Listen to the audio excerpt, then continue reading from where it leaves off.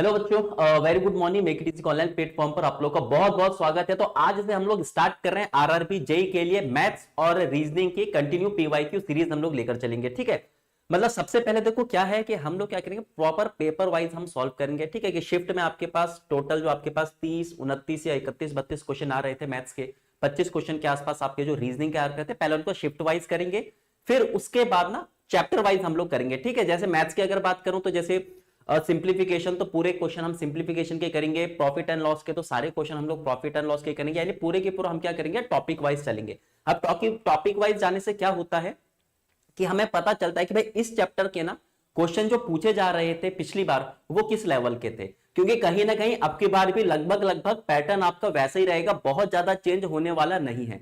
हालांकि question paper आपके पास moderate type का ही कह सकते हो आप लोग। ठीक है, तो जैसे जैसे क्वेश्चन को सॉल्व करेंगे देखेंगे भाई किस किस टाइप के क्वेश्चन आ रहे थे, कौन सा क्वेश्चन ज्यादा टाइम ले सकता था, क्या हम वाकई क्या कर सकते, टाइम बचा सकते थे कि नहीं बचा सकते थे।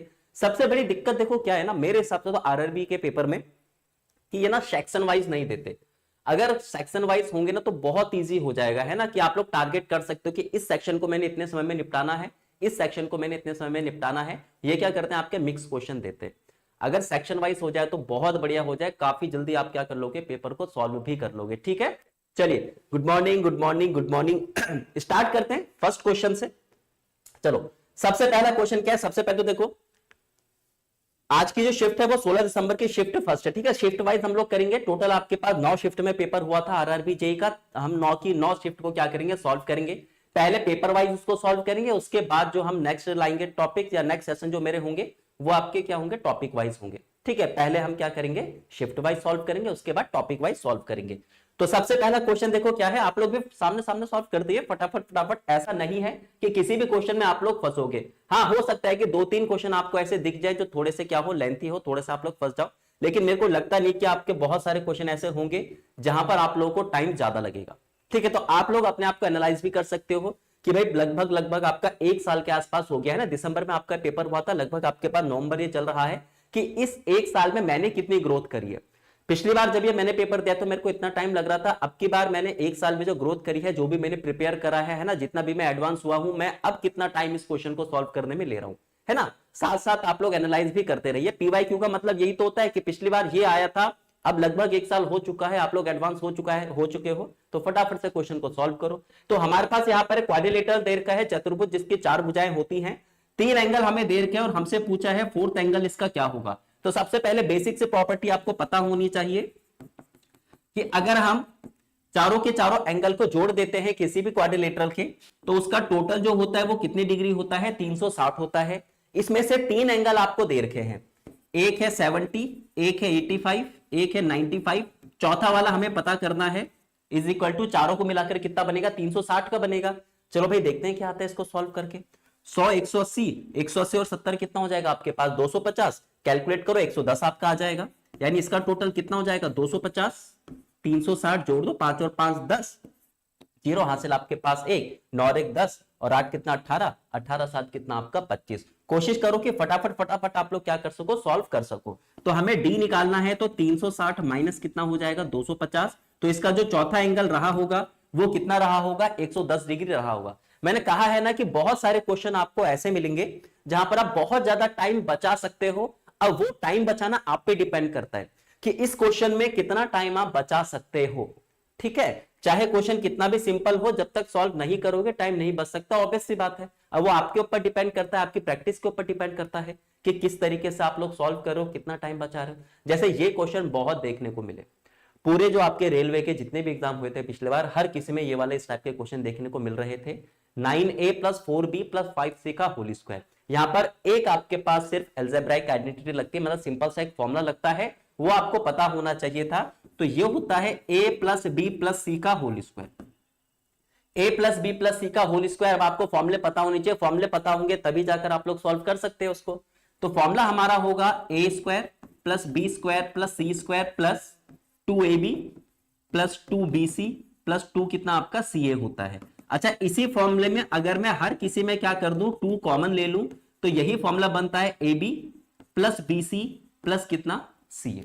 ठीक है, लेकिन अगर हम देखें कि किस तरीके से उसने एक्सपेंड करा है, तो उसने ये 2 कॉमन नहीं लिया है, हर किसी में 2 की मल्टीप्लाई करी है, तो हम ये वाला फॉर्मूला लगाएंगे, दोनों फॉर्मूले एक ही होते हैं, ठीक है। तो देखो भाई अपना question 9a plus 4b plus आपके पास 5c इसका होल स्क्वायर। तो सबसे पहले हमारे पास a स्क्वायर होगा, a स्क्वायर की वैल्यू देखो क्या है, a बराबर कितना है 9a, तो 9a का होल स्क्वायर कितना हो जाएगा आपके पास 81a स्क्वायर हो जाएगा। अगली टर्म का स्क्वायर करेंगे यानी 4b का स्क्वायर करेंगे तो आपके पास कितना होगा 16b स्क्वायर होगा, प्लस अगली टर्म आपके पास यानी c स्क्वायर है, यानी तीसरी टर्म का स्क्वायर है, तो 5c का स्क्वायर अगर आप करोगे तो 25c स्क्वायर होगा। तो हमने a square plus b square plus c square तो कर दिया। अब बारी होती है 2ab, तो a इंटू बी अगर मैं करूंगा 9 चौक 36, 36 दूनी कितना आपके पास 72 हो जाएगा, 72 कितना मिलेगा आपको ab मिलेगा। अगला आपके पास b इंटू सी होता है, 5 चौक 20 और इंटू 2 होगा, तो 20 दूनी कितना हो जाएगा 40, 40 bc, प्लस आपके पास लास्ट में क्या होता है 2ca होता है, कर दो मल्टीप्लाई, 9 पंजे 45 इंटू 2 करेंगे तो 90, 90 क्या हो जाएगा आपके पास ca या फिर 90 आप ac लिखो। तो अब ढूंढो कि हमारा यहां पर कौन सा आंसर है 81। अच्छा अब एक चीज देखो ध्यान दो, ये तो हमने पूरा क्या करा इसको सॉल्व करा है ना, एक एक हमने क्या करा यहां पर वैल्यू रखी, उसका स्क्वायर करा और मल्टीप्लाई करा। पेपर में यहीं पर देखो अगर फॉर्मूला याद है तो आपको चीजें क्या करनी है ऑप्शन में एलिमिनेट करनी है। सब में अगर आप ध्यान दोगे तो लगभग लगभग यहां तक हर किसी का क्या है सेम है, ए square plus B square plus C square क्या है सेम है।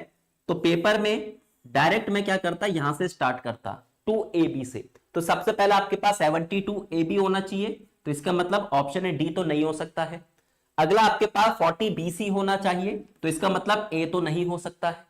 अगला आपके पास 90ca होना चाहिए, ca लिखो चाहे ac लिखो बात एक ही है, तो आंसर यहां पर क्या होगा ऑप्शन सी, ठीक है। चलिए बहुत बड़े फटाफट फटाफट सॉल्व करते रहो। तो ध्यान रखो देखो जरूरी नहीं है कि हर बार क्वेश्चन को सॉल्व करने के बाद ही आंसर आएगा, आप लोगों को ऑप्शन एलिमिनेशन भी सीखना है, लेकिन ऑप्शन एलिमिनेशन तभी आप लोग सीख पाओगे जब आपको सारी चीजें पता होंगी, है ना। तो सबसे पहले फोकस करो चीजों को सॉल्व करने की, यानी जब आप चीजें स्टार्ट करते हो कोई भी प्रिपरेशन स्टार्ट करते हो तो स्पीड के पीछे मत भागो, सबसे पहले आप लोग ये देखो क्वेश्चन किस तरीके से सॉल्व किया जाता है। जब हमें क्वेश्चन सॉल्व करना आएगा तभी उसको जल्दी सॉल्व करना भी आएगा, ठीक है, तभी हम क्या कर सकते हैं ऑप्शन एलिमिनेट भी कर सकते हैं। नेक्स्ट क्वेश्चन क्या है, अच्छा बिल्कुल बेसिक सा क्वेश्चन है, बॉड मास का क्वेश्चन दे रखा है कि इसको आप क्या करो सॉल्व करो। तो हमारे पास क्वेश्चन है 16 plus 16 divided by 4 minus 3 into 3। तो बॉड मास का रूल कहता है कि सबसे पहले आप ब्रैकेट देखो, हमने कहा नहीं दिख रहा है, फिर उसने बोला कि ऑफ देखो, हमने कहा नहीं दिख रहा है ना। तो ये आपके पास फॉर्मूला होता है बॉड मास, ब्रैकेट और ऑफ तो नहीं दिख रहे हैं मेरे को, ये चारों के चारों साइन दिख रहे हैं। तो सबसे पहले क्या सॉल्व होता है डिवाइड सॉल्व होता है, तो सबसे पहले हम लोग डिवाइड सॉल्व करेंगे, इसको सॉल्व करेंगे कितना आ जाएगा आपके पास 4 आएगा। डिवाइड आपका सॉल्व हो चुका है, डिवाइड का साइन गायब हो गया, अब आपके पास क्या होता है मल्टीप्लीकेशन सॉल्व होता है। तो मल्टीप्लीकेशन सॉल्व करेंगे 3 तिया कितना हो जाएगा आपके पास 9 हो जाएगा।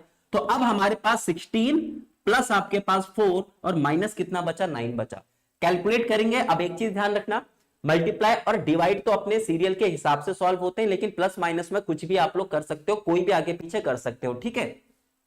तो हमारे पास आंसर जो इसका होगा वो क्या हो जाएगा ऑप्शन सी। मैं हमेशा कहता हूं कि पेपर में आपको सिंपल सिंपल क्वेश्चन भी मिलेंगे, वो सिंपल क्वेश्चन होते हैं टाइम बचाने के लिए।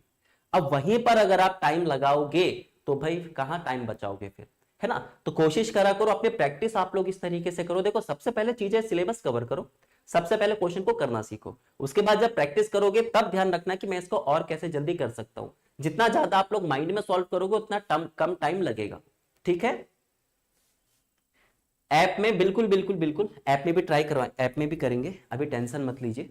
सबसे पहले सिलेबस कवर करो, उसके बाद करेंगे बढ़िया प्रैक्टिस, ठीक है। नेक्स्ट क्वेश्चन, 17 आदमी प्रतिदिन 8 घंटे काम करके 18 दिनों में 26 मीटर लंबी खाई खोद सकते हैं, 6 दिनों में 39 मीटर लंबी। सेम आपको खाई खोदने के लिए कितने और आदमी को लगाना चाहिए अगर हर कोई क्या करे 9 घंटे काम करे। हमने कहा ठीक है भाई, एक सिंपल सा फॉर्मूला होता है m1 d1 t1 upon w1 is equal to m2 d2 t2 upon कितना आपके पास w2।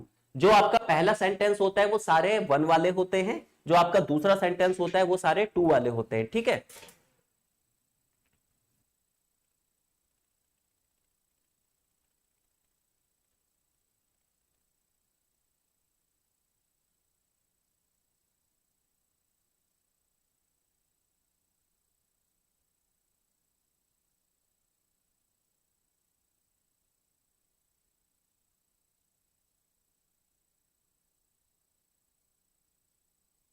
चलो चलो चलो सॉल्व करते हैं भाई। तो देखते हैं भाई, मिक्स एफिशिएंसी का आपके पास एक क्वेश्चन है। पहला सेंटेंस जो होता है वो आपका 1 के लिए, दूसरा सेंटेंस आपका 2 के लिए होता है। तो सबसे पहले आदमी जो आपको दिख रहे हैं वो m कहलाएंगे, इंटू डी, और टी में तो कोई दिक्कत है नहीं, डी का मतलब होता है दिन, टी का मतलब होता है टाइम। तो कितना दिन आपके पास 18, और कितने घंटे काम कर रहे थे 8 डिवाइडेड बाय डब्ल्यू का मतलब क्या होगा, इन सबको छोड़कर जो भी बचेगा वो डब्ल्यू होगा, यानी कि वर्क होगा। ठीक है, तो ये काम कर रहे हैं, लेकिन क्या काम है इनका, 26 मीटर लंबी खाई खोदने का। तो डिवाइडेड बाय क्या हो जाएगा, 26 इज इक्वल टू, तो पहला सेंटेंस हमारा कंप्लीट हो गया, 1 वाले सारे आ गए। अब बात आती है 2 वाले की। M2 उसने पूछा कितने व्यक्ति, मैंने कहा मुझे नहीं पता, तो M2 को M2 रहने दो। फिर उसने कहा कितने दिन काम करना है, मैंने कहा 6 दिन काम करना है, तो इंटू कितना हो जाएगा 6। फिर टी की बात करते हैं, तो अब की बार उनको कितने घंटे काम करना है, 9 घंटे काम करना है, डिवाइडेड बाय, लेकिन इनके लिए काम जो है वो क्या है, वो अब की बार है 39 मीटर लंबी सेम खाई खोदना है। तो डिवाइडेड बाय कितना हो जाएगा 39। बस अब आपने क्या करना है, इसको काटना पीटना है, आपको अपना आंसर मिल जाएगा। तो चलो देखते हैं भाई, 13 दूनी 26, 13 तिया कितना आपके पास हो जाएगा 39 हो जाएगा। 2 से काटो कितनी बार, 9 बार कटेगा। 3 से काटोगे, इसको काट लेते हैं, 3 दूनी कितना हो जाएगा आपके पास 6 हो जाएगा। 9 से आपके पास 9 कटेगा, कितनी बार कटेगा 4 बार। तो M2 बराबर हमारे पास बचा 17 चौक कितना आपके पास 68। लेकिन अगर आप ऑप्शन में देखोगे 68 तो है ही नहीं। 68 इसलिए नहीं है क्योंकि टोटल व्यक्ति कितने लग रहे हैं 68, और उसने मुझसे पूछा था कितने और आदमी आपको लगाने हैं, यानी एक्स्ट्रा कितने लगाने हैं। तो मेरे पास टोटल आदमी कितने काम कर रहे हैं 68, जिसमें से 17 वाले वो पहले से ही थे, तो एक्स्ट्रा जो होगा वो कितना होगा 51। आंसर क्या हो जाएगा आपके पास ऑप्शन सी। तो ध्यान रखना इसका, ठीक है, आंसर क्या हो जाएगा आपके पास ऑप्शन सी। अक्सर देखो इसमें क्या गड़बड़ होती, अगर 48 के बदले 68 लिखा हुआ होता ना, तो आप यकीन मानो कि बहुत सारे बच्चों का आंसर क्या लग जाता 68 लग जाता, क्योंकि पेपर का प्रेशर जो होता है ना वो हर कोई हैंडल नहीं कर पाता। और उसमें क्या होता है कि जो सबसे पहले आंसर आता है हम सबसे पहले उसी को टिक कर देते हैं, है ना। तब हम क्या करते हैं, वो छोटी छोटी डिटेल भूल जाते हैं जो क्वेश्चन में पूछी हुई होती है। इस चीज का ध्यान रखना, पेपर में बाहर आप लोग खुद करते हो अपने आप को जब ऐसी छोटी छोटी गलतियां हम करते हैं, ठीक है। तो ध्यान रखना इस चीज का, ये छोटी छोटी गलतियां ही सुधारनी है आप लोगों ने। अक्सर ये गलतियां पता नहीं चलती, लेकिन जब हम पीवाईक्यू करते हैं, जब हम मॉक टेस्ट लगाते हैं, तब जाकर ये गलतियां हमें पता चलती हैं, ठीक है। अच्छा नेक्स्ट क्वेश्चन, ये अच्छा क्वेश्चन था, ये अच्छा क्वेश्चन था। अच्छा जितनी भी शिफ्ट हम लोग करेंगे ना, आप लोग साथ साथ एनालाइज करते हुए चलना कि हर किसी में क्वेश्चन को सेम तरीके से ही पूछा गया था, बस डिजिट वहां पर क्या कर रखी थी, अलग कर रखी थी। हर किसी का पैटर्न क्या था, सेम था, एक ही टाइप के क्वेश्चन बन रहे थे। यही टाइप के क्वेश्चन आपको हर एक शिफ्ट में देखने को मिलेंगे, ठीक है। एक व्यक्ति ने एक वस्तु को उसके अंकित मूल्य पर पहले D% का डिस्काउंट दिया, फिर उसी अंकित मूल्य पर आपको एक और डिस्काउंट दिया और 346 में बेच दिया। यानी पहले आपने D% का डिस्काउंट दिया, उसके बाद आपने रुपए में डिस्काउंट दिया, और जो आपकी वस्तु थी ना वो 346 रुपए की बिकी। तो दो हमें क्या मिल रहे हैं, डिस्काउंट मिल रहे हैं। कितने रुपए की वस्तु थी, 1730 रुपए की वस्तु थी। तो हम देखें कि 1730 रुपए की वस्तु जो है वो कितने की बिक रही है, फाइनली 346 रुपए की बिक रही है। तो मेरे को यहां पर पता है कि वस्तु थी कितने की, मेरे को यह भी पता है कि वस्तु हमने बेची कितने की। तो भाई 1730 की व्यक्ति अगर 1730 की वस्तु अगर आपका 346 की बिक रही है, तो इसका मतलब जो भी इनका डिफरेंस होगा वही तो डिस्काउंट होगा हमारा। तो हम आते हैं इनके डिफरेंस पर, देखते हैं कि इनका डिफरेंस है कितना। चलो तो यहां पर कितना बचेगा आपके पास, 4 आएगा, 12 में से 4 जाएगा, कितना बचेगा आपके पास 8 बचेगा, 16 में से 3 जाएगा इतना। तो इसका मतलब यह है कि आपने टोटल मिलाकर 1384 रुपए का क्या दे दिया है, डिस्काउंट दे दिया है। लेकिन अब इस डिस्काउंट में कंडीशन है ना कि दो डिस्काउंट आपने दिए हैं, एक आपने परसेंटेज में दिया है और एक आपने किस में दिया है, रुपए में दिया है। और दोनों आपस में क्या होने चाहिए, इक्वल होने चाहिए। दोनों आपस में क्या होने चाहिए, इक्वल होने चाहिए। तो मैंने कहा ठीक है भाई, मैं ये देख लेता हूं कि जो मेरे को 1384 रुपए का डिस्काउंट मिल रहा है वो टोटल कितना परसेंट डिस्काउंट है। तो 1384 डिवाइडेड बाय आपके पास क्या हो जाएगा, इतने का डिस्काउंट आपको मिल रहा है, लेकिन कितने पर मिल रहा है, जितने की वस्तु आपने खरीदी थी 1730। तो देखते हैं कितने रुपए का डिस्काउंट मिल रहा है। जीरो से किसको काटेंगे, जीरो को काटेंगे, कटना चाहिए भाई आपके पास। 173 से काट कर देखें,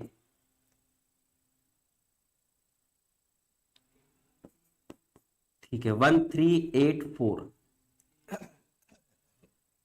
चलो तो लगभग 7 बार के आसपास, 7 या 21 हासिल आपके पास कितना हो जाएगा, 2 हो जाएगा। फिर 8 बार अगर हम काटे तो इसको 8 बार अगर हम काटे तो 8 या 24 हासिल 2, और 17 कितना होता है आपके पास 136, और 2 कितने 138। ठीक है, तो ये इसको कितनी बार काट रहा है, 8 बार काट रहा है। 8 बार का मतलब कितना आपके पास 80 है, क्योंकि दोनों चीजें सेम थी, तो ये डबल डिस्काउंट है, तो इसका मतलब 40% का आपको क्या मिला होगा, डिस्काउंट मिला होगा। उसने साफ साफ बोला था कि जो आपके पास पहला डिस्काउंट है और जो दूसरा डिस्काउंट है वो दोनों क्या है, इक्वल हैं। तो टोटल मिलाकर मेरे को कितने परसेंट का डिस्काउंट मिल रहा था, 80% का। अगर दोनों सेम है तो इंडिविजुअल दोनों क्या होंगे, हाफ हाफ होंगे। तो इसका मतलब जो आपका डिस्काउंट था परसेंटेज में वो कितने रुपए रहा होगा, 40 रुपए रहा होगा।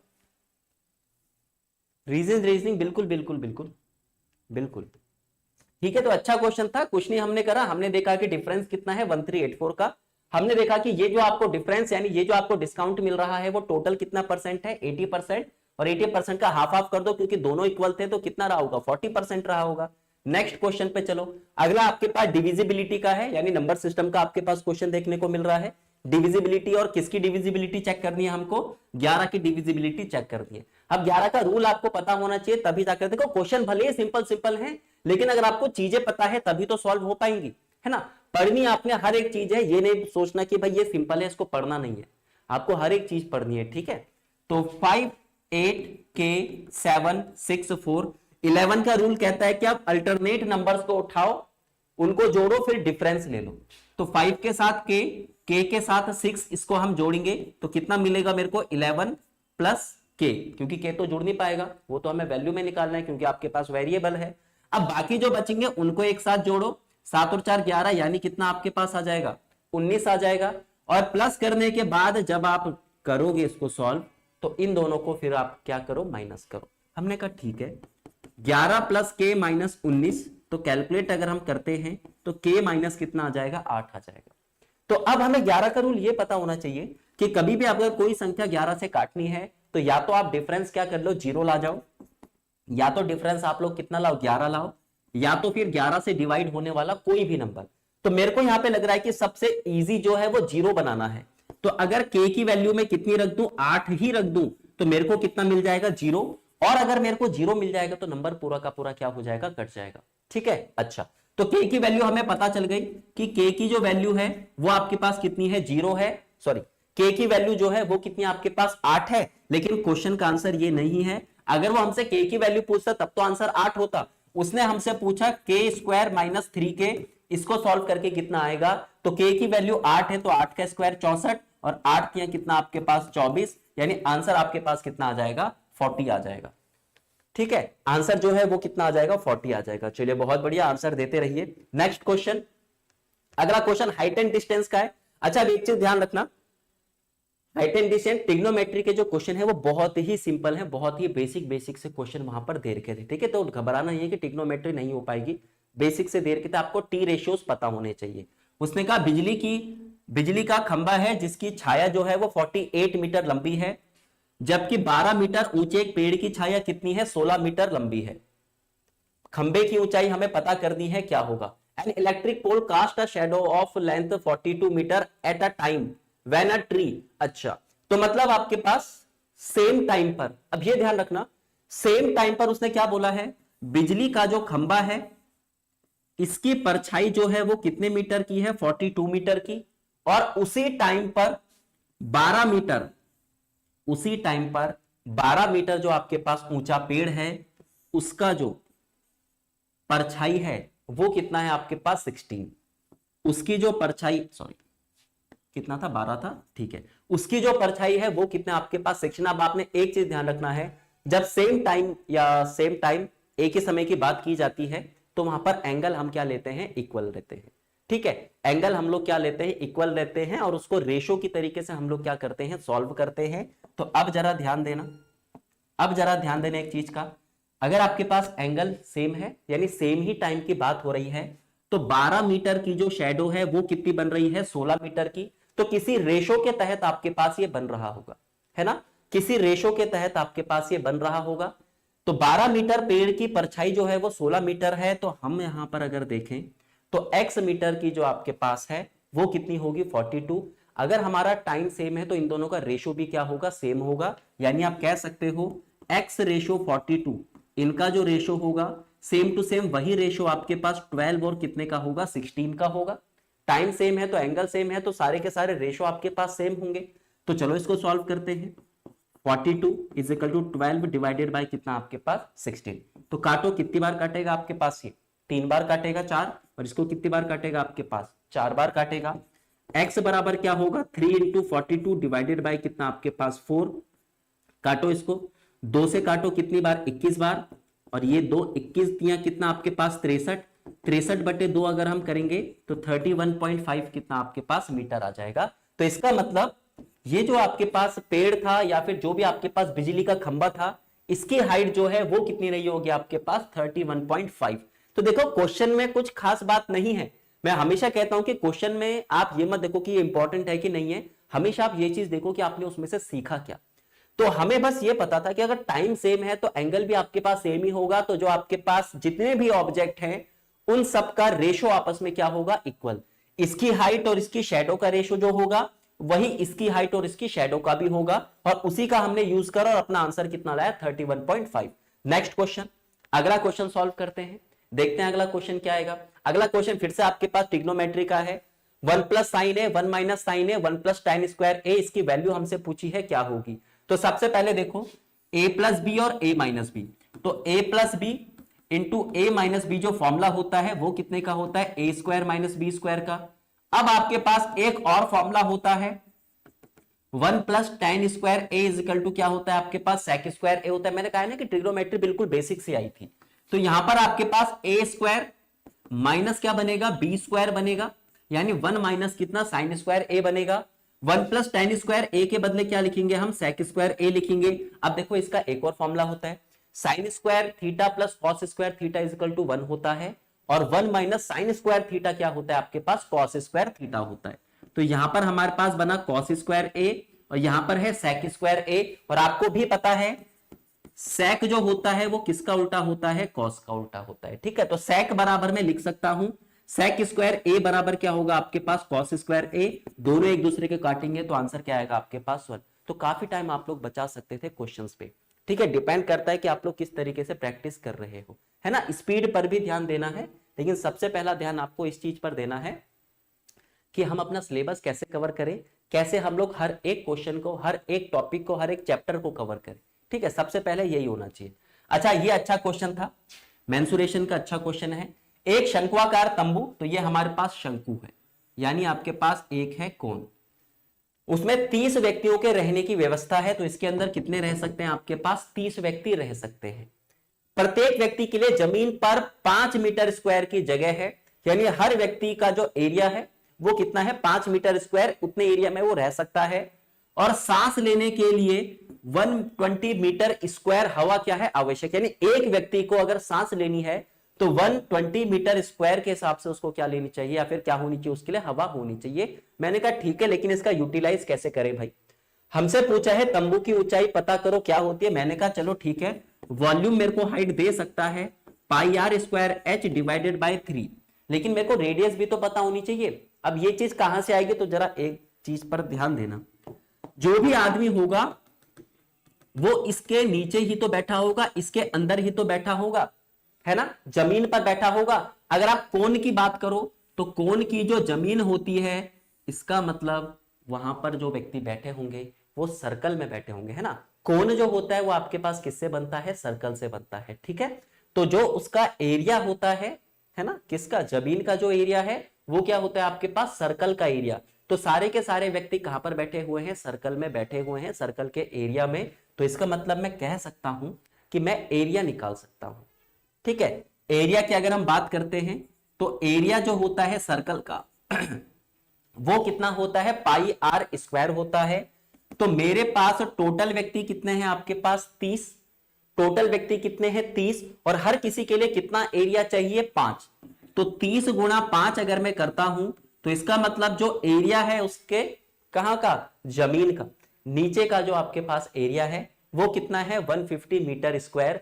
अगर मैं वॉल्यूम की बात करूं, अगर किसकी बात करूं, वॉल्यूम की बात करूं, तो वॉल्यूम के लिए क्या यूज होगा, हवा, क्योंकि हवा पूरे टेंट में भरी हुई है, जमीन से लेकर टॉप तक, यानी बॉटम से लेकर टॉप तक क्या भरी हुई है, जमीन भरी हुई है। तो वॉल्यूम क्या होगा, कितने व्यक्ति हैं आपके पास, 30 व्यक्ति हैं, और हर किसी को कितना चाहिए, 120 मीटर स्क्वायर। तो 12 कितना आपके पास 36, 12 कितना हो जाएगा आपके पास 36 हो जाएगा। समझे कि नहीं समझे, समझे कि नहीं समझे, बस यही चीज आपने क्या रखनी थी, ध्यान रखनी थी। क्लियर है, हुआ क्वेश्चन, तो आप लोग भी सॉल्व करते रहो भाई इसे। क्लियर है कि नहीं है, बस छोटी छोटी बेसिक बेसिक सी जो चीजें हैं ना, उन पर आप लोग को क्या देना है, ध्यान देना है। तो हमारे पास टोटल आपके पास जो व्यक्ति हैं वो कितने हैं, 30 हैं, ठीक है। हर किसी को कितने मीटर स्क्वायर की जमीन चाहिए, आपके पास 5 मीटर स्क्वायर की जमीन चाहिए, ठीक है। सारे व्यक्ति कहां पर हैं, जमीन पर हैं, तो यहां से हम एरिया निकाल सकते हैं। 30 व्यक्ति बैठे हैं, हर किसी को 5 अगर चाहिए, तो एरिया जो होगा 30 गुणा 5 यानी कितना हो जाएगा आपके पास 150 हो जाएगा। अच्छा, वॉल्यूम की अगर हम बात करें, बात किसकी करें, अगर हम लोग वॉल्यूम की बात करें, तो टोटल कितने व्यक्ति हैं आपके पास, 30 व्यक्ति हैं। हर किसी को कितने का चाहिए आपके पास, 120 मीटर स्क्वायर के हिसाब से क्या चाहिए, हवा चाहिए। तो टोटल कितनी हवा होगी, 30 इंटू 120, क्योंकि हवा पूरी टेंट में भरी हुई है, तो यही उसका क्या होगा, वॉल्यूम होगा। तो वॉल्यूम की अगर हम बात करें, pi R square H, pi R square की अगर हम बात करते हैं, तो एरिया मेरे पास कितना है, 150 है। हाइट मेरे को निकालनी है, डिवाइडेड बाय कितना, 3 इज इक्वल टू वॉल्यूम हमारे पास कितना है, 3600। वॉल्यूम कितना है आपके पास, 3600 है। तो 1 से 1 0 काटो, 3 से काटो कितनी बार, 5 बार। तो H बराबर इसको कैलकुलेट करो, 5 7 35, 5 दूनी 10। तो इसका मतलब जो आपके पास है टेंट होगा, जो तंबू होगा, इसकी हाइट जो होगी वो कितनी होगी, 120। तो बहुत ही बेसिक सा था, लेकिन ये चीजें आप लोगों को ना रिलेट करनी पड़ेंगी, ठीक है, कि हम वॉल्यूम कैसे निकाल सकते हैं, हम लोग एरिया कैसे निकाल सकते हैं। तो 30 व्यक्ति को बैठने के लिए जमीन जो चाहिए वो 5 मीटर स्क्वायर चाहिए, तो हमने जमीन का एरिया निकाल दिया, क्योंकि जमीन जो आपके पास है वो सर्कुलर है, तो एरिया क्या होगा आपके पास, पाई आर स्क्वायर, ठीक है, तो हमने निकाल दिया। वॉल्यूम की बात करते हैं, तो कितने मीटर स्क्वायर हवा चाहिए, 120, क्योंकि वो भरी हुई है पूरी की पूरी तंबू में, तो व्यक्तियों से मल्टीप्लाई करो तो सारी जितनी हवा उसके अंदर है वो आ जाएगी, और वही क्या होगा, उसका वॉल्यूम होगा।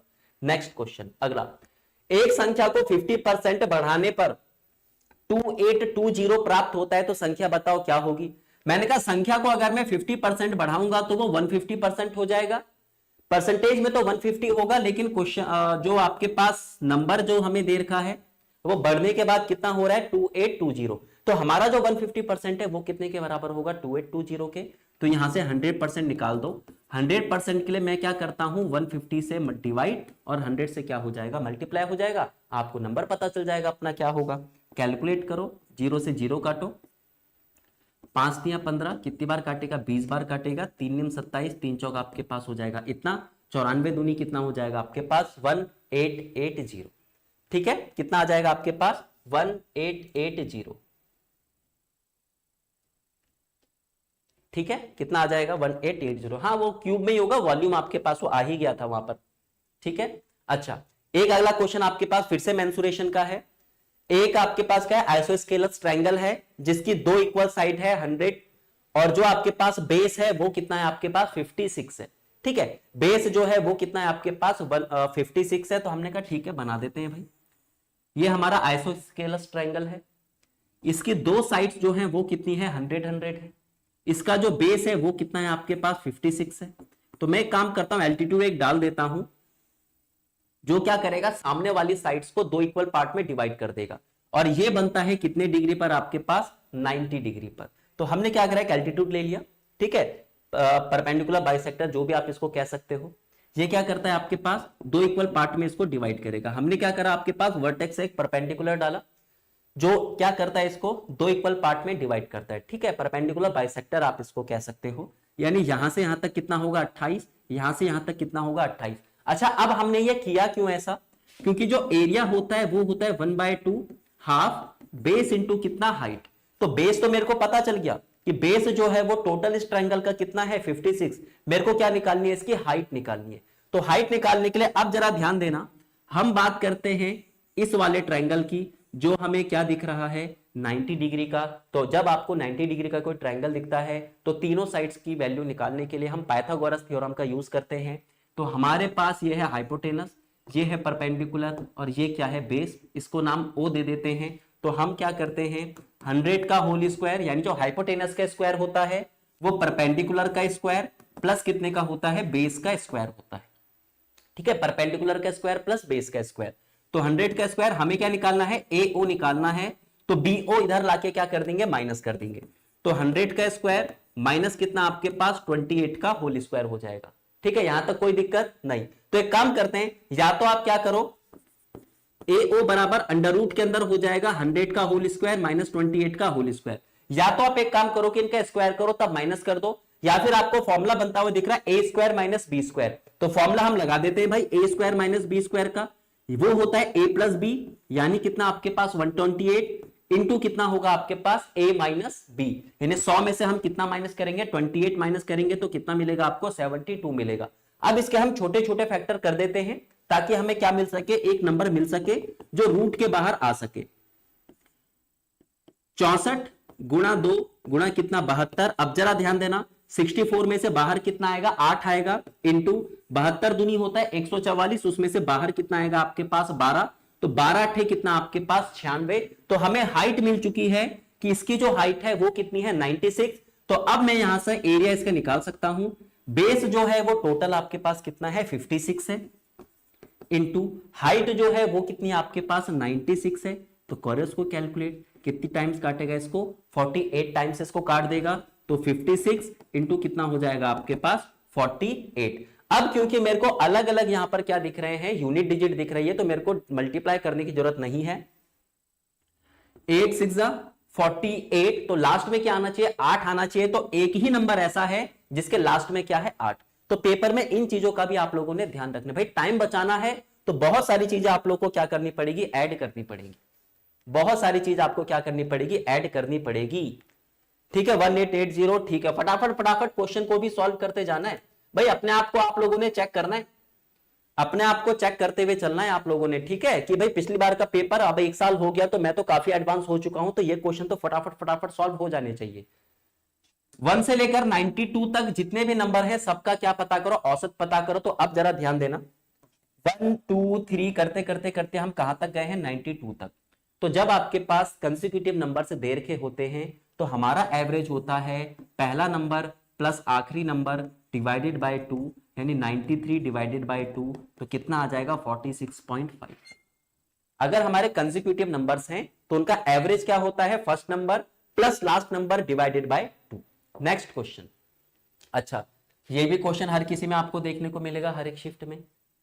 क्या कह रहा है क्वेश्चन में कि मैंने ना SI निकालना है लेकिन दिन के हिसाब से निकालना है। हमने कहा कोई दिक्कत नहीं है, दिन के हिसाब से निकाल लेते हैं।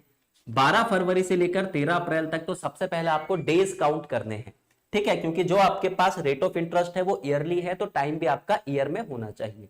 तो हम अगर फैब की बात करें तो 2024 में कितने की जाती है 29 की, जिसमें से 12 दिन हो चुके हैं, तो अभी भी आपके पास कितने बचे हैं 17 दिन। फैब के बाद अगर हम मार्च की बात करते हैं तो वो तो पूरा का पूरा है यानी कितना 31। उसके बाद अगर मैं अप्रैल की बात करता हूं तो कितनी तारीख तक गए हैं हम लोग 13 तारीख तक गए हैं। तो सारे के सारे डेज हम लोग क्या कर देंगे प्लस कर देंगे। तो चलो भाई देखते हैं कितना आता है, ये कितना हो जाएगा 48 और कितना आपके पास 61। तो टोटल मिलाकर कितने डेज आ रहे हैं आपके 61 आ रहे हैं, लेकिन मेरे को तो ईयर निकालना है। तो एक काम करते हैं टाइम जो है हमारा उसको ईयर में कन्वर्ट कर लेते हैं। 61 डेज है डिवाइडेड बाय कितना आपके पास 366। 366 क्यों, क्योंकि 24 जो होता है वो आपका 4 का मल्टीपल होता है, इसका मतलब ये क्या है आपका लीप ईयर है। कितनी बार काटेगा 6 बार इसको काटेगा।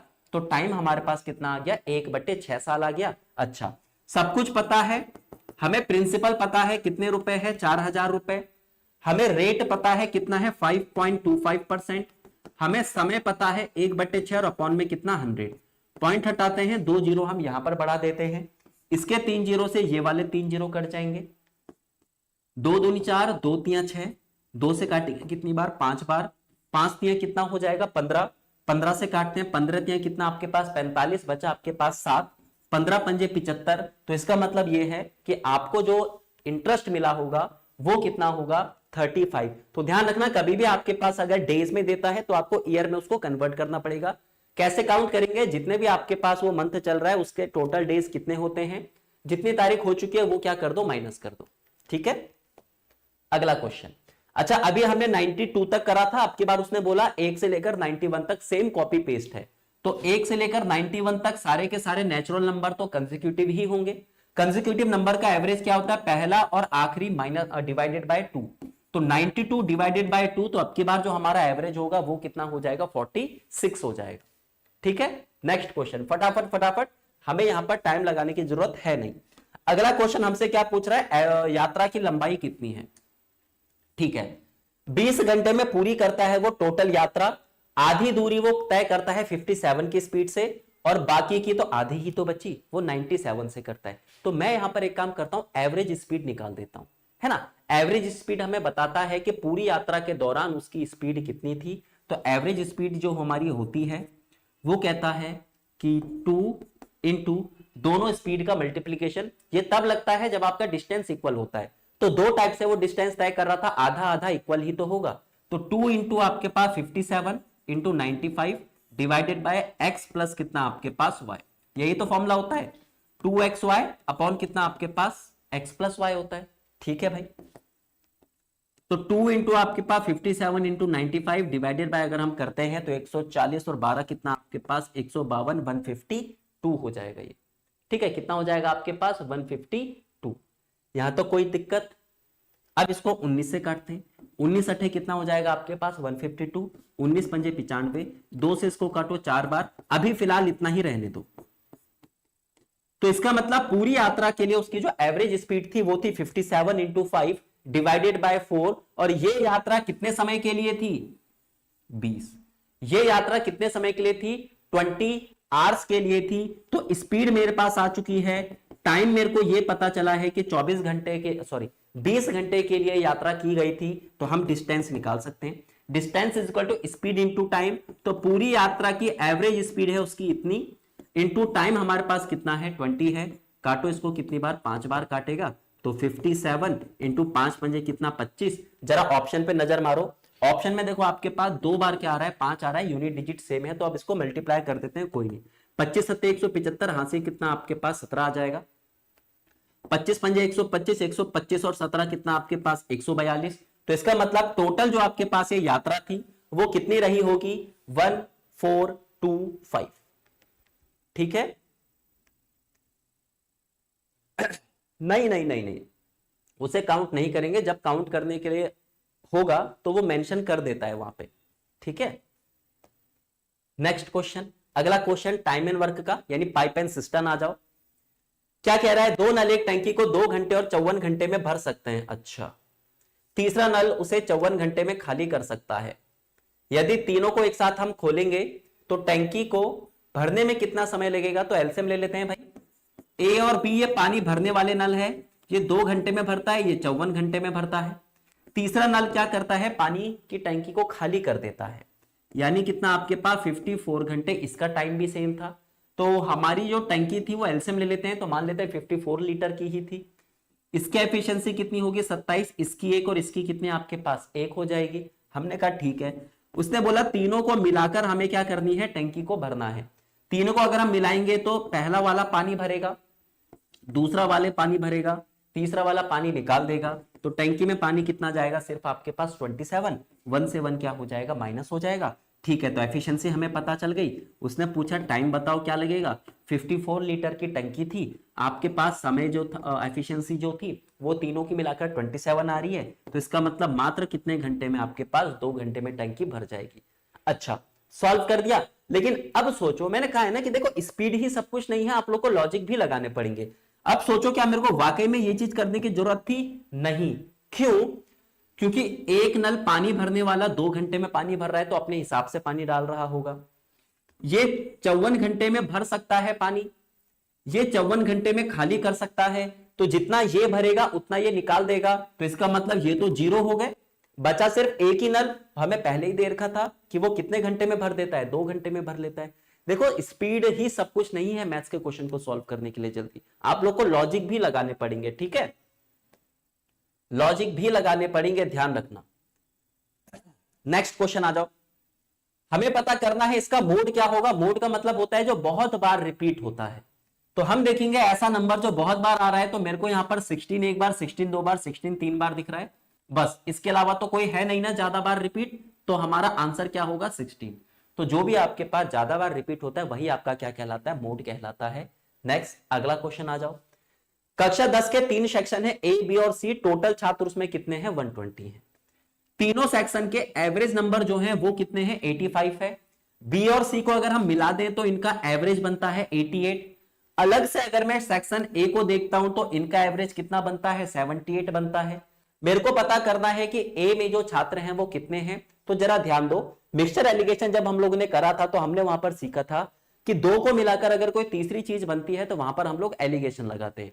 तो जरा ध्यान देना, 3 सेक्शन भले ही हैं लेकिन जो आपके पास तीनों सेक्शन के एवरेज आ रहे हैं ना 85 मार्क्स, वो एक इसको मिलाकर और एक इसको यानी 2 को मिलाकर आ रहे हैं। तो पहला वाला आपके पास क्या है, बी प्लस सी, जिनका एवरेज कितना था 88।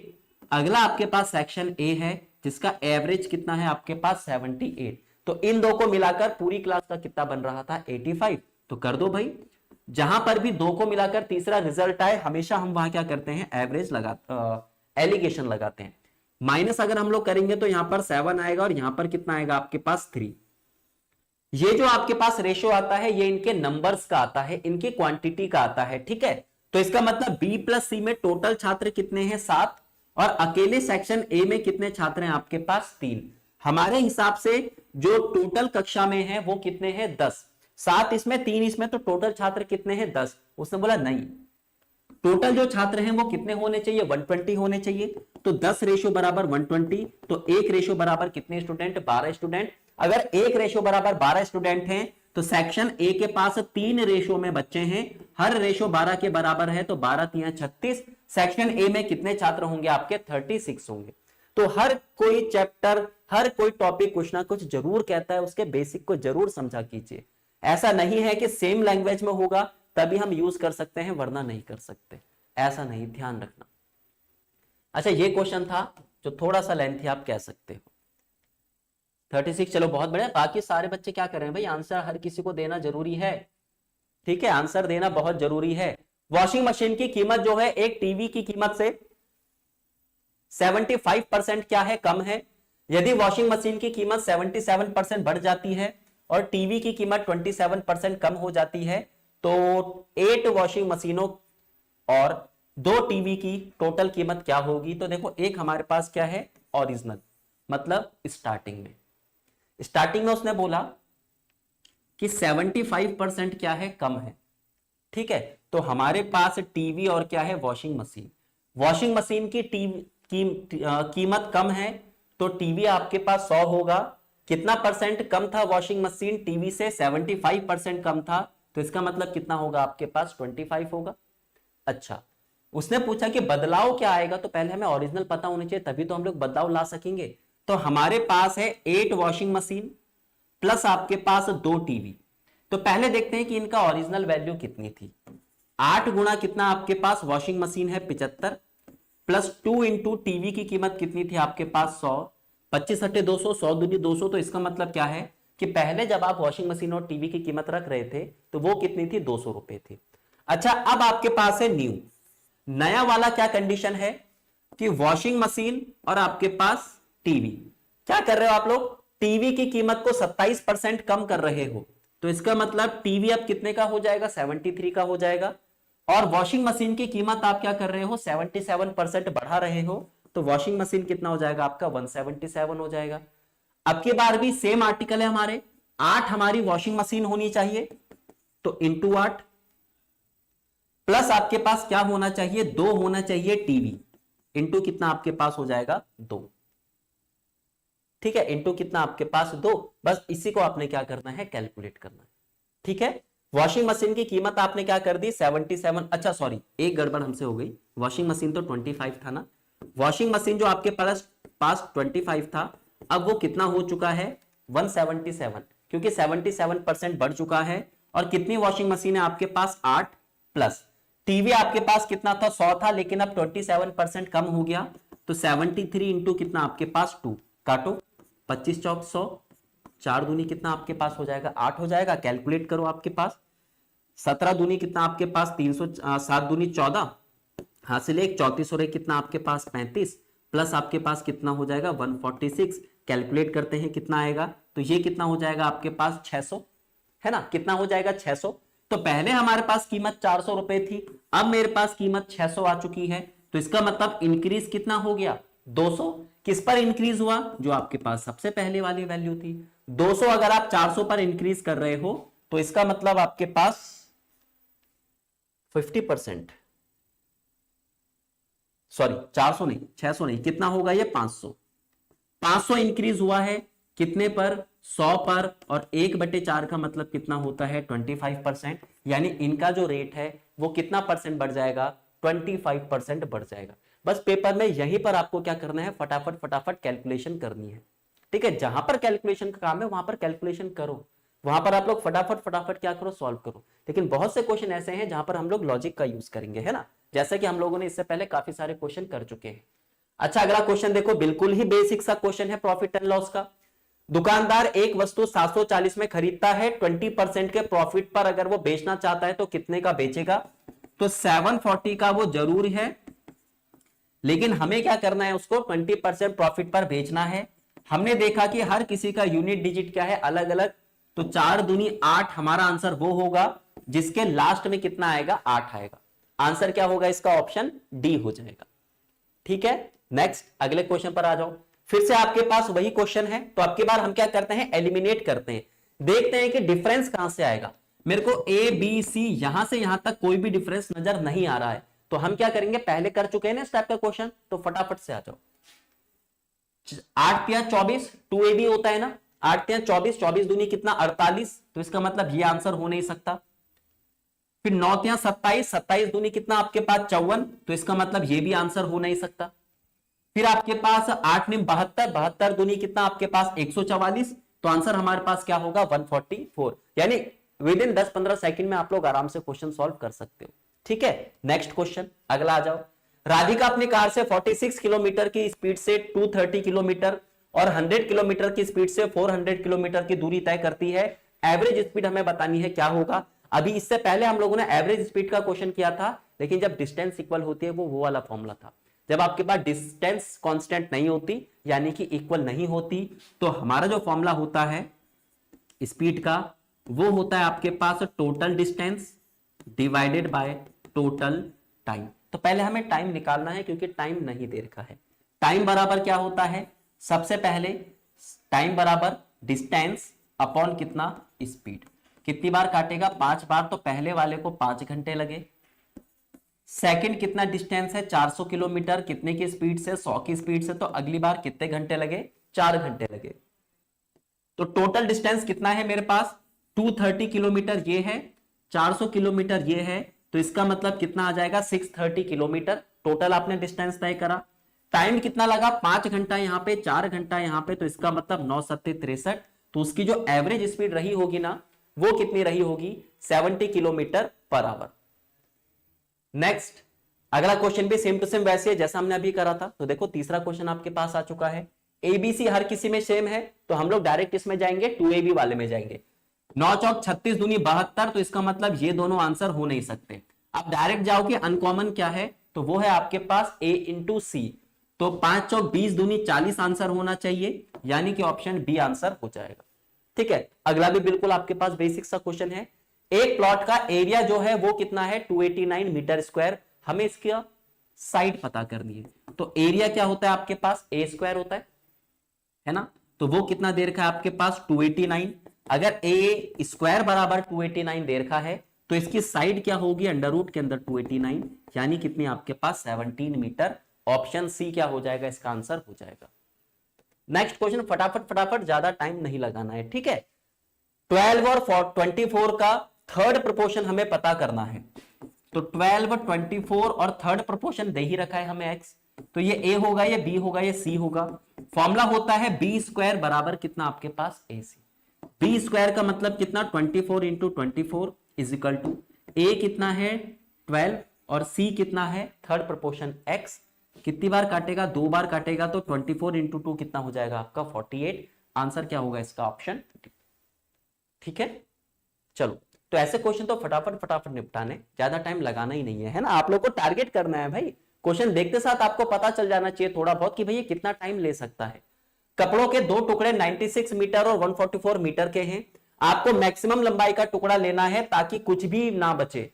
तो अगर हमें दिए गए नंबर को डिवाइड करना होता है भाई, अगर कुछ भी नहीं बचाना तो 96 भी पूरा का पूरा कटना चाहिए, 144 भी पूरा का पूरा कटना चाहिए, है ना। तो अगर हमें दिए हुए नंबर को पूरा का पूरा काटना होता है तो हम निकालते हैं HCF। HCF कितना, 96 और कितना 144 का, ठीक है 48 आ जाएगा, साफ साफ दिख रहा है। ठीक है, तो क्या कर सकते हैं हम लोग इसमें, नॉर्मल डिवीजन मेथड, या फिर क्या करो आप लोग इसके फैक्टर कर दो। फैक्टर कर दो, मैक्सिमम कितना बड़ा आप इसको तोड़ सकते हो, तो 48 इंटू कितना 2 आप तोड़ सकते हो। 144 को आप कितना तोड़ सकते हो, आप 48 इंटू कितना 3 तोड़ सकते हो। 48 क्या आ जाएगा आपके पास, HCF आ जाएगा इसका। या तो डायरेक्ट अगर ऐसा नहीं समझ में आ रहा है तो एक बार डिवाइड दो, 96 8 और यहां पर कितना 13 में से 9 गए, कितना आपके पास 4, फिर डिवाइड करो, काट दिया पूरा का पूरा। तो 96 मीटर के टुकड़े आपको काटने पड़ेंगे, ना तो 96 मीटर आप 48 मीटर के टुकड़े आपको काटने पड़ेंगे, ना तो 96 मीटर का कुछ बचेगा, ना ही 144 मीटर का कुछ बचेगा। नेक्स्ट अगला क्वेश्चन। अगला क्वेश्चन क्या कह रहा है कि 5,000 रुपए की राशि 20% वार्षिक CI पर निवेश की गई जो संयोजित होती है और n वर्षों के बाद वो 8646 रुपए हो जाती है, 8640 रुपए हो जाती है। n की वैल्यू क्या है, हमने कहा ठीक है कोई दिक्कत नहीं है।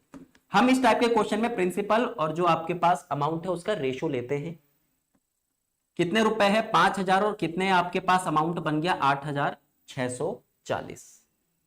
ठीक है, अच्छा अब देखो आप क्या करो, इनको तोड़ो, या तो परफेक्ट स्क्वायर बन रहे होंगे या फिर परफेक्ट क्या बन रहे होंगे, क्यूब बन रहे होंगे। पहले मैं 5 से इसको अगर डिवाइड करके देखूं तो मेरे को क्यूब बनता हुआ दिख रहा है, लेकिन क्या यहां पर क्यूब बनेगा ये भी देखना है। अगर क्यूब बन गया तो 3 बारी यानी कि 3 साल, स्क्वायर बन रहा है तो 2 बारी यानी कि 2 साल। तो 5 से काटते हैं, 5 कम 5 बचा आपके पास 3, 5 सत्ते 35 बचा आपके पास 1, 5 दूनी 10, 5 अट्ठे 40, बिल्कुल ठीक है भाई। ये 10 का क्यूब बन गया, ये 12 का क्यूब बन गया, तो भाई क्या बन रहे हैं, ये क्यूब बन रहे हैं, तो इसका मतलब कितने साल होंगे, या n की वैल्यू क्या होगी आपके पास 3 होगी। अगर आपको चेक करना है कि रेट ऑफ इंटरेस्ट मेरा 20% है कि नहीं है, तो 10 रुपए को 12 रुपए बनने के लिए 2 रुपए इंटरेस्ट चाहिए, कितने रुपए पर, 10 रुपए पर, और 2 रुपए इंटरेस्ट मिलना, इसका मतलब rate of interest per year कितना होगा आपके पास 20% होगा। तो इस टाइप से क्वेश्चन किए जाते हैं, है ना। नेक्स्ट अगला क्वेश्चन। अगला क्वेश्चन क्या कह रहा है, फटाफट उसको सॉल्व करते हैं। 50 आदमी एक काम को 12 दिन में कर सकते हैं, उसी काम को 50 दिन में अगर आपको पूरा करना है तो कितने आदमियों की आवश्यकता होगी, कोई दिक्कत नहीं है। वर्क हमारे पास कितना है, 50 गुणा 12 का है, कितने दिन में करना है इसको, 50 दिन में पूरा करना है, तो 12 ही तो आदमी चाहिए होंगे आपको। ठीक है, तो ये जो वर्क आपने करना है, अगली बार आपको वही वर्क करना है, तो दोनों वर्क हमारे पास क्या है, इक्वल है। तो वर्क बराबर होता है एफिशिएंसी इनटू टाइम, 50 आदमी 12 दिन, वर्क बराबर एफिशिएंसी कितने आदमी नहीं पता, टाइम कितना है 50, 50 से 50 काटो, तो कितने व्यक्ति चाहिए होंगे आपको, 12 व्यक्ति चाहिए होंगे। तो देखो क्या इस क्वेश्चन में वाकई में कैलकुलेशन करने की जरूरत थी, है ना। एनालाइज करते हुए चलो ना कि पिछली बार किस टाइप के क्वेश्चन आए थे, अगली बार भी आपके पास ऐसे ही क्वेश्चन आएंगे, बहुत ज्यादा डिफरेंस नहीं आएगा।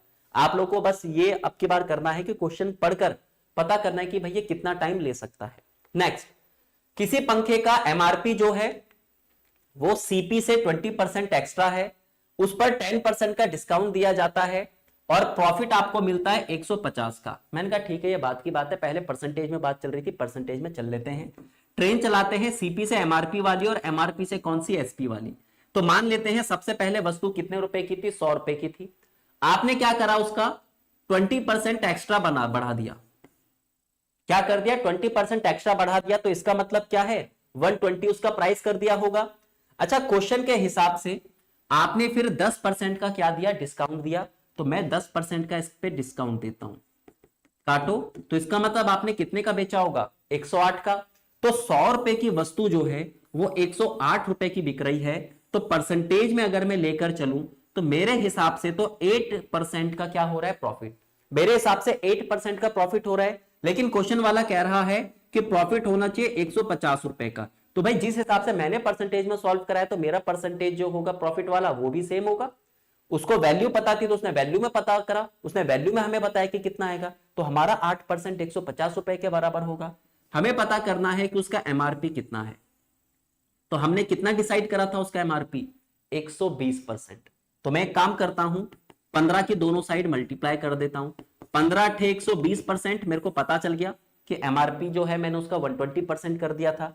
15 का स्क्वायर कितना आपके पास 225, 2250, तो इसका मतलब आपका जो आंसर होगा वो होगा सी, यानी आपने जो उसका एमआरपी था वो कितना रख दिया होगा 2250। ठीक है, तो बस आप लोगों ने लॉजिक लगाने इस तरीके से। अच्छा फिलहाल ये जो आपके पास था उसमें 29 ही क्वेश्चन थे।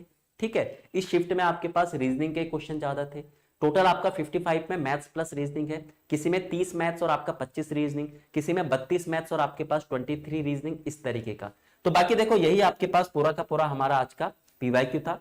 कल हम लोग करेंगे रीजनिंग का, सेम शिफ्ट कल हम लोग क्या करेंगे रीजनिंग का करेंगे। ठीक है, बाकी देखो अगर आप प्रैक्टिस कर रहे हो, अगर आप लोग रिवाइज कर रहे हो, अगर आप लोग अपनी प्रिपरेशन स्टार्ट कर रहे हो तो बहुत बढ़िया, अपने आप से भी आप कर सकते हो। लेकिन अगर आप हमारे साथ जुड़कर ये चीजें करना चाहते हो तो हमारे साथ जुड़कर भी आप लोग कर सकते हो। ठीक है, आरआरबी की अगर हम बात करें, अगर आप लोगों ने एएलपी और जेई का भरा हुआ है, क्योंकि देखो बहुत ज्यादा डिफरेंस था नहीं इनके क्वेश्चन पूछने के पैटर्न में, तो उसके लिए प्रॉपर नॉन टेक का एक बैच है, अगर आप परचेस करना चाहते हो तो कर सकते हैं। अगर आप बिल्कुल बेसिक से, मैंने कहा है ना कि सबसे पहले बेसिक स्ट्रॉन्ग करो, बेसिक जब स्ट्रॉन्ग होगा तभी हम क्वेश्चन को क्या कर सकते हैं जल्दी सॉल्व कर सकते हैं, क्योंकि क्वेश्चन करना आएगा ना तभी क्वेश्चन को जल्दी करना भी आएगा। तो चाहे इसमें मैथ्स हो, रीजनिंग हो, साइंस हो, जनरल अवेयरनेस हो, हर एक चीज आपको बिल्कुल बेसिक से बताई गई है, बिल्कुल बेसिक से कॉन्सेप्ट वाइज आपको। ठीक है, बेसिक और कॉन्सेप्ट भी क्लियर करवाए हैं, प्लस आपकी ट्रिक्स भी बताई गई है वहां पे। तो मात्र आपको 599 का मिलेगा, कूपन कोड MIE50 आपको लगाना पड़ेगा। अगर आप लोग आरआरबी जेई वीआईपी एंट्री में अगर आप हिस्सा लेना चाहते हो यानी परचेस करना चाहते हो तो कर सकते हो, इसके बेनिफिट बहुत ज्यादा हैं। जैसे 2025 का लाइव तो आपको मिलेगा ही, लेकिन 2024 का आपको रिकॉर्डेड भी मिलेगा, इसमें टेक प्लस नॉन टेक आपको मिल ही रहा है, प्रैक्टिस सेशन भी आप लोग को मिलेगा, आरआरबी पीवाईक्यू ई बुक भी आपको मिलेगी, आरआरबी जेई की ई हैंडबुक भी आप लोग को मिलेगी, टेस्ट सीरीज 2024 वाली भी मिलेगी, टेस्ट सीरीज 2025 वाली भी मिलेगी। बाकी जो क्लास नोट्स हैं वो भी आप लोग को बहुत ज्यादा मिलेंगे, लेकिन कंडीशन क्या है कि फर्स्ट 25 स्टूडेंट के लिए है, 6500 में 50% ऑफ मिलेगा। ठीक है, फर्स्ट 25 स्टूडेंट को, तो आप ये भी परचेस कर सकते हैं, कूपन कोड लगाना पड़ेगा RRB50। ठीक है, बाकी देखो अगर आप सिर्फ और सिर्फ टेक्निकल का लाइव बैच चाहते हैं तो लाइव बैच भी आपका चल ही रहा है, 50% ऑफ इस पर भी है, 2099 का आपको मिलेगा। लेकिन इसके लिए कूपन कोड सिर्फ आपको क्या लगाना है MIE लगाना है। ठीक है, make it easy mechanical app है, प्ले स्टोर पर जाकर डाउनलोड कर सकते हैं, फिर आप परचेस कर सकते हैं। ठीक है, बाकी इतने सारे बच्चे सिलेक्ट हो चुके हैं जो 2024 का था 120+, इसमें आप लोगों की भी फोटो आ सकती है, लेकिन आप लोगों को प्रिपरेशन बहुत अच्छे से करनी पड़ेगी, चीजों को समझना पड़ेगा। स्पीड, ये मत सोचो कि सिर्फ स्पीड ही सब कुछ है, जब तक आपको क्वेश्चन को करना नहीं आएगा, उसके बेसिक और कॉन्सेप्ट क्लियर नहीं आएंगे होंगे आपके, तब तक स्पीड भी कोई जो मायने नहीं रखती है। ठीक है, चलिए तो फिलहाल चलिए तो फिलहाल आज के सेशन में इतने रखते हैं, मिलते हैं आपसे कल के सेशन में। Okay, thank you.